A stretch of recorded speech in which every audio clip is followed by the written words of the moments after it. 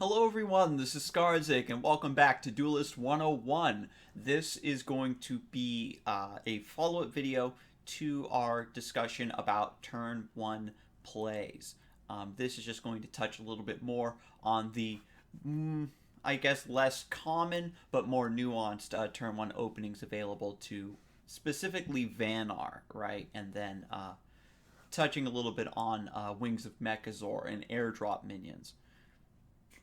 Pardon me. So, we already talked about how moving your general 2 forward and then playing a minion diagonally is going to help you a lot, right? You want to immediately start contesting. Oh, you know what? I want to write this in black. Anyway.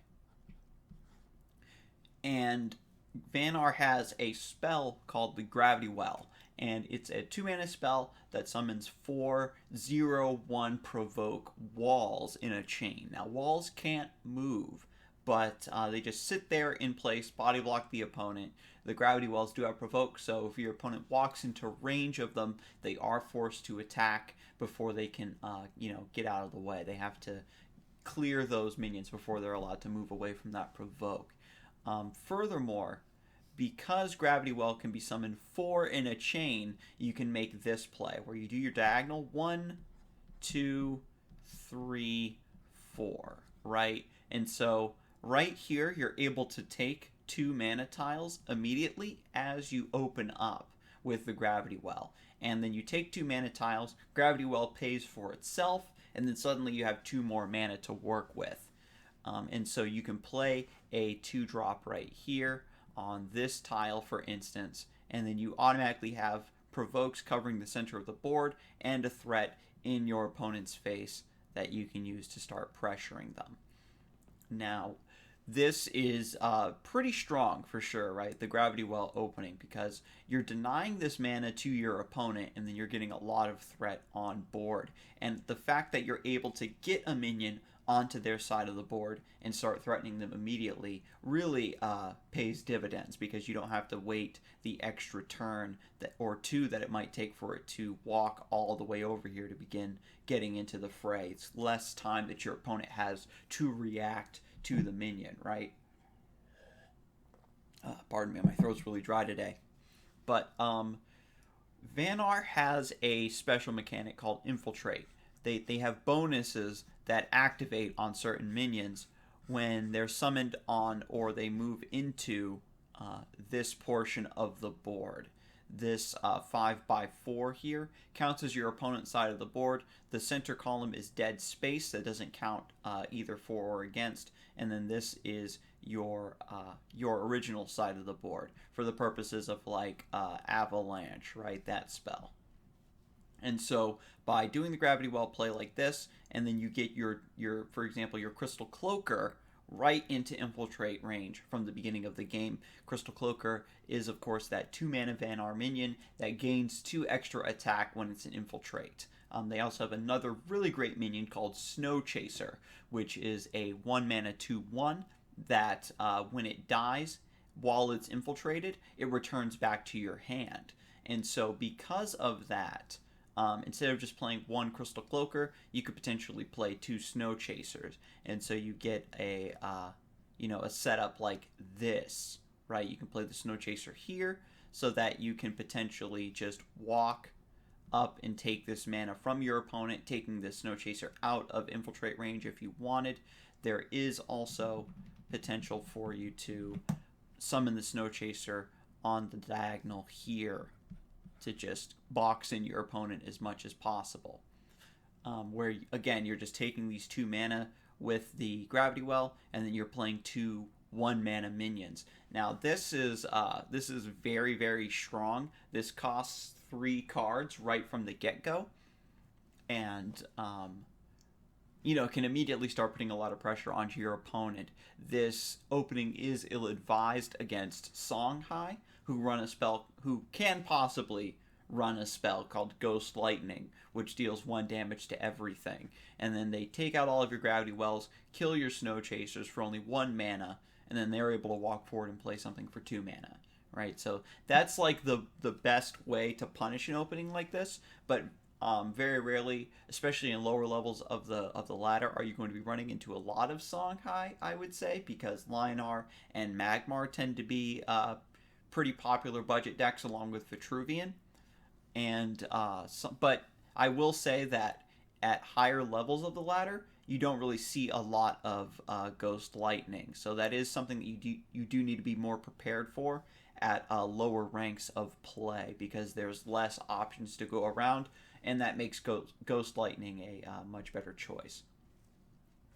And just to quickly touch on a small permutation of this play, let's say you get Gravity Well and then just one Snow Chaser, you can just do this play, where you do Gravity Well, Gravity Well, Gravity Well like this, and then summon the last Gravity Well here. So you still spend your 2 mana, but then you just take the 1, and then that gives you the Snow Chaser that you can summon here if you want, or you can summon it here to pressure the opponent. You can do either or in this case.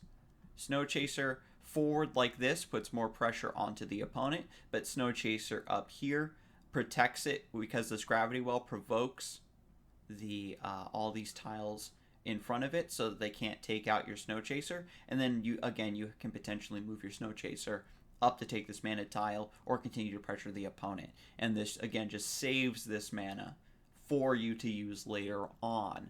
Furthermore, when you are summoning the Gravity Wells, you want to summon them below, out of the way, like this, instead of like in the center here, because you want to leave that space open for your general to move into the center of the board. So just a small subtlety there with the Gravity Well placement. And that really covers those, again, special permutations that Vanar has available to them because of the Gravity Well. Now, moving on, I did want to quickly touch on early airdrop units. Maybe you've been unfortunate enough to see Mechazor on the ladder, which is a big minion that appears onto the board after you've played enough pieces of Mechazor, 5 to be exact.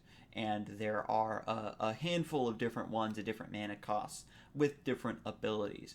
But I did want to specifically in this episode talk about the Wings of Mechazor. It's a 2 mana 1/4 minion with airdrop, and that means that it can be summoned anywhere on the board. In Duelyst, you can only summon minions nearby your general here, or nearby any other minions that you've already summoned to the board. And so airdrop units being able to be summoned anywhere gives them a lot of flexibility for playing them in a safe spot, or body blocking your opponent when you otherwise wouldn't be able to, or to basically create a summoning point over in a corner somewhere if need be, where you can summon Wings of Mechazor and then a ranged unit nearby, and then instead of having to move it all the way out of the way, it's already in a safe position. But at any rate, Wings of Mechazor opening. Typically, I think that it's been shown where people will just say, aha, I have the Wings of Mechazor, and they'll summon it here to immediately just pressure their opponent, keep their opponent from walking too forward to contest the center, right? That becomes not an option for them. But the problem with summoning the Wings of Mechazor here is that your opponent is still able to walk up like this, right, to this spot. And then that means that they can play a minion behind the Wings of Mechazor. And if your opponent does that, and they summon their minion behind your Wings of Mechazor, let me go ahead and do something fancy here. We'll go ahead and highlight the Wings of Mechazor in purple. But anyway, this allows them to still have a chance of walking onto this mana tile with the minion that they summoned, and then the Wings of Mechazor can no longer get at that mana, right? They're potentially body blocked by the general and the minion they summoned, and then it forces your Wings of Mechazor to step like this or something to get out of that situation. Or your opponent simply just summons like this and can just have their minion walk forward on the next turn to take that mana tile. They just get something developed defensively. And so you can see that these are typical plays that you would see even if the Wings of Mechazor wasn't here. So Wings of Mechazor being played on this space doesn't really take a lot away from the opponent.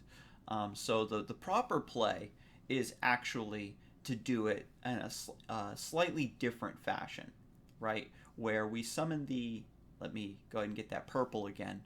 We summon the Wings of Mechazor here on this space. Now, the reason we do this is because your opponent is now forced to only walk one forward to this spot, and then they summon a minion here on this space if they want to. And right away, you can see they can't just summon something behind the Wings of Mechazor. The Wings of Mechazor has a lot more freedom of movement. Your Wings of Mechazor can now step back and potentially take this mana or walk up to this spot here and deny that mana by summoning something off of it onto this point, body blocking by summoning something here. So already you can see that by summoning it here rather than here, you have a lot more counter options in your movement. And that's really what you want to do with an opening like this. The point is to pressure your opponent, and this still messes up their intention of walking forward and taking the center mana, but it sets you up for better plays in response to what they do after the fact. And that's just going to end up being very strong for you overall. And that's if you're running a Mechazor deck, right? The very slim chance. Because very rarely do people run Wings of Mechazor on its own. Even though, again, an opening like this is pretty powerful, it's hard to justify running the Wings of Mechazor when you aren't going specifically for the Mechazor win condition. There's another 2-mana minion called the Azure Herald that shares its 1/4 stat line, but Azure Herald has potential to heal your general for 3 HP, and that just, sort of outweighs the, being able to have a cheeky opening like this. You just basically swap that out for 3 HP, because in other stages of the game, top decking the Wings of Mechazor isn't going to save you as much, right? Where getting the 3 HP from Azure Herald will most likely be more valuable in a top deck situation rather than just getting a 1/4 body that you can summon anywhere. So, with that all being said, we can actually do a slight combination of the play we were talking about earlier when it comes to Vanar. And yes, Mech Vanar is a thing, and they do take advantage of this play where they can do Wings of Mechazor on the tile here, and then they just summon a Snow Chaser in front here, right? And then you still get to take this tile immediately, and then you get the Snow Chaser in Infiltrate, and then start pressuring them in all those awesome ways that we had just talked about during the Gravity Well play. And so that is a little bit more just funky turn 1 openings that you're going to be seeing in your time with Duelyst. The ones I went over in this video are the ones that you aren't going to be seeing very often, but if you do have access to those cards, or it's a deck or a faction that you'd like to try, like if you are playing a lot of Vanar, or you're saying, oh man, I do want to finally build a Mechazor deck and summon this big 8/8 against my opponents and do to them what's been done to me, then this is how you would efficiently open up most times with that deck per the Wings of Mechazor. Because even if you don't get Wings of Mechazor, then you still get to summon your 2-mana minion or whatever on the diagonal here, just per usual. And this just becomes a slightly stronger option for you. Furthermore, mech decks, yeah, so they're able to just take advantage of this in a special way. So I think that pretty much covers it for just these sort of less common cases, but pretty strong outcomes nonetheless. So thank you for tuning in, and I'll see you in the next one. Have a good one.